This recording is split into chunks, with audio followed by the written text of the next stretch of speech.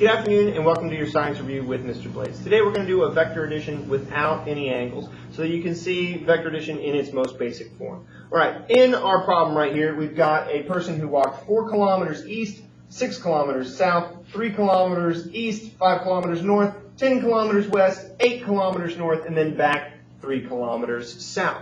Now what we're going to do is we're going to use our right triangle method and we are going to solve for this red vector r using our imaginary right triangle. I've already gone ahead and drawn our right triangle here on my vector diagram and labeled the bottom x side A and the y or left side B. Now in order to find out A's value, what we're going to do is we're going to add up all of our displacements in the x direction. So we have 4 plus 3 and then minus 10.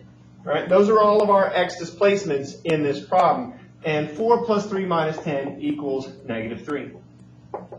For B, we're going to do the same thing, except we're going to add up all of our displacements in the y direction. All right? So we have minus 6 plus 5 plus 8 and minus 3. Negative 6 plus 5 is negative 1, plus 8 is positive 7, minus 3 is 4. All right? So our sides are negative 3 and 4. Using our Pythagorean theorem, a squared plus b squared equals c squared, we can solve for the length of r. Negative 3 squared plus 4 squared equals c squared. This gives us c squared is equal to 25, and if we square root both sides, we have c is equal to 5.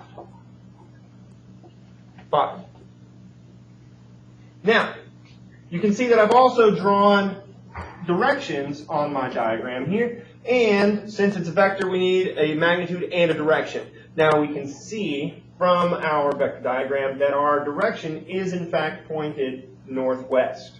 So what we're going to do is we're going to write our vector notation for our answer. R with a little arrow over it indicates that it's a vector, equals 5 kilometers at northwest.